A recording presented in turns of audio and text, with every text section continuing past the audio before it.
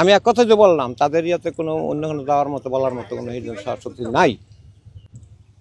আচ্ছা, ওনার অভিযোগ হচ্ছে আপনি ওনার জমিটা জবরদখল করছেন। এই বিষয়ে আপনার বক্তব্য কি? 2 লাইনে বলেন।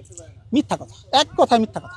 দর্শক, গাজীপুরের শ্রীপুর উপজেলার বর্মি বাজার থেকে কিছুটা উত্তর দিকে কোষাদিয়া গ্রামে এক হিন্দু ভদ্রলোকের, যার নাম মানিক সাহা, তার 20 বছর যাবৎ ভোগ দখলকৃত ক্রয় সম্পত্তি এখানে মুসলিউদ্দিন মাস্টার নামের যে ব্যক্তি রয়েছে তার ছেলের বিরুদ্ধে জবরদখলের অভিযোগ উঠেছে সেই 5 আগস্টের পর থেকে। আমরা এখানে ভুক্তভোগীও রয়েছে, অভিযুক্ত ব্যক্তিও রয়েছে। আমরা দুইজনের বক্তব্য জানার চেষ্টা করছি, সরাসরি ভুক্তভোগীর কাছে চলে যাচ্ছি, জানার চেষ্টা করছি। বলেন তো কি হয়েছে? 5 আগস্ট ওই যে গাছে চারা মারা লাগাইছে সমস্ত ক্ষেত্রীরা, তো চারা মোটামুটি 2-3 মাস চারাগুলি ছিল, বালুর মেঝে চারাগুলি আস্তে আস্তে মরে গেছে। পরে কলার বুগিয়ে না লাগাইছে, পরে এইগুলি মরে গেছে। পরে মনে করেন না এই গাছা করছে কে গাছ লাগাইবো, পরে এই বালু নেওয়া আরম্ভ করে দিয়েছে। তারপরে তার হাতে পায়ে বহুত আমি কান্নাকাটি করছি কয়েকবার। সে একদিন আমার আমি তোমার কাছে বারবার এক কথা কতবার বলতে যাবো। যখন এই জবরদখল করে বা বালি নিয়ে যায় তখন বাধা দেন? হ্যাঁ দিছি একে দিছি। আমি এক কথা যে বললাম তাদের ইয়াতে কোনো অন্য কোনো যাওয়ার মতো বলার মতো কোনো শক্তি নাই। আচ্ছা, ওনার অভিযোগ হচ্ছে আপনি ওনার জমিটা জবরদখল করছেন। এই বিষয়ে আপনার বক্তব্য কি? 2 লাইনে বলেন। মিথ্যা কথা, এক কথায় মিথ্যা কথা। এখানে ওনার জায়গা আছে, ঠিক আছে, ওনার জায়গা আছে, কিন্তু উনি বলতেছে ওনার জায়গা আছে।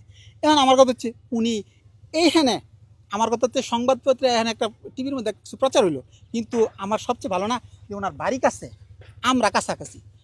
এই মুহূর্তে উনি ওনার কাগজপত্রটা নিয়ে আসুক, আমরা এখানে লাইভে দাঁড়াই। আপনার বক্তব্য দিতে অসুবিধা আছে? না না না, আমি আপনাকে আরে ভাই উনার যে জায়গা, উনার, আমার কথা বলেন, প্রশ্নটাকে বুঝেন। হ্যাঁ, প্রশ্নটা উনি কোনো জবরদখল না, উনি ওনার অভিযোগ কোনো ধরনের জবরদখল না, স্পষ্ট বলে দিলাম। উনি যদি পারে, আমি, আমার কথা হচ্ছে পরবর্তীতে সময় দেখাবে এরকম কোনো কথা না।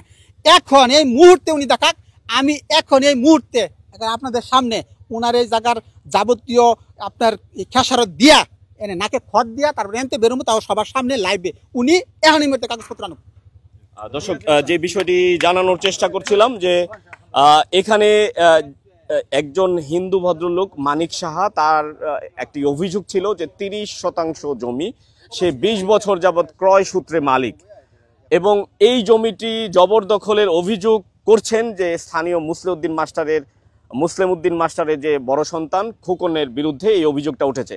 তবে খোকন বলছেন যে এই জমিটি মূলত মানিক সাহার না, তিনি কাগজের ব্যাপারে চ্যালেঞ্জ করতে চাচ্ছেন। তিনি বলছেন যে যদি এই জমিটা তার হয় তাহলে তাকে যাবতীয় ক্ষতিপূরণ দিয়ে এখান থেকে নাকে খত দিয়ে